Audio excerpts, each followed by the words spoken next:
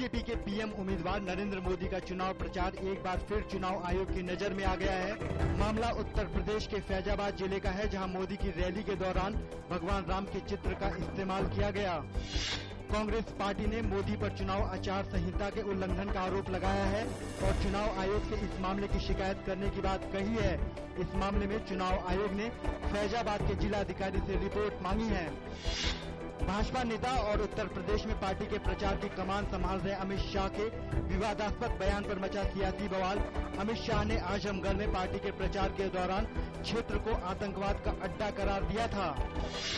बसपा प्रमुख मायावती ने भाजपा नेता अमित शाह के प्रचार करने पर प्रतिबंध लगाने की मांग की है। उन्होंने कहा कि ऐसा नहीं किया गया तो पूर्वांचल में चुनाव के दौरान कानून व्यवस्था बिगड़ सकती है। अमित शाह के बयान पर कांग्रेस ने तीखी प्रतिक्रिया दी है। पार्टी प्रवक्ता राशिद अलवी ने कहा कि अमित शाह आजमगढ़ को बदनाम करने पर तुले हैं। राष्ट्रवादी कांग्रेस पार्टी के नेता तारिक अनवर ने अमित शाह के बयान को गैर जिम्मेदाराना बताया है। उन्होंने चुनाव आयोग से इस सिलसिले में कड़ी कार्रवाई की मांग की है। भाजपा नेता सुब्रमण्यम स्वामी ने सफाई देते हुए कहा है कि अमित शाह का बयान आजमगढ़ के खिलाफ नहीं है। लोकसभा चुनाव के 8वें चरण के लिए चुनाव प्रचार आज थमा। इस चरण में बुधवार को लोकसभा की 64 सीटों के लिए वोट डाले जाएंगे। इनमें आंध्र प्रदेश की 25, बिहार की 7, हिमाचल प्रदेश की 4, जम्मू और कश्मीर की 2, उत्तर प्रदेश की 15, उत्तराखंड की 5 और पश्चिम बंगाल की 6 सीटें शामिल हैं।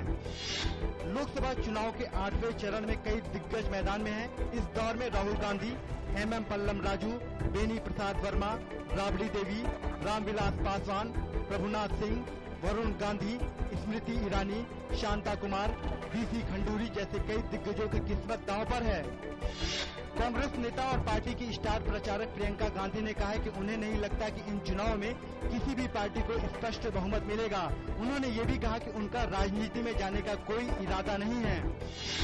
एक अहम फैसले में सुप्रीम कोर्ट ने कहा है कि पेड न्यूज के मामले में चुनाव आयोग को कार्रवाई का पूरा अधिकार है। अदालत ने कहा कि जन प्रतिनिधित्व कानून 1951 के अनुच्छेद 10A के तहत आयोग के पास पेड न्यूज के मामले में कार्रवाई की शक्तियां प्राप्त है।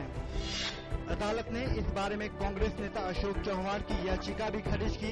उच्चतम न्यायालय ने निर्वाचन आयोग को निर्देश दिया कि वह महाराष्ट्र के पूर्व मुख्यमंत्री अशोक चौहान के खिलाफ पेड न्यूज की शिकायत पर 45 दिन में निर्णय ले।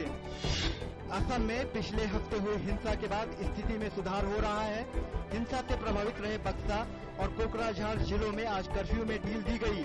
यहाँ कथित बोडो उग्रवादियों ने 31 लोगों की हत्या कर दी थी। IPL में आज दिल्ली डेयरडेविल्स का सामना चेन्नई सुपर किंग्स के साथ होगा। कोटला मैदान पर होने वाले इस मैच में दिल्ली को चेन्नई सुपर किंग्स का विजय अभियान को रोकना बड़ी चुनौती होगा।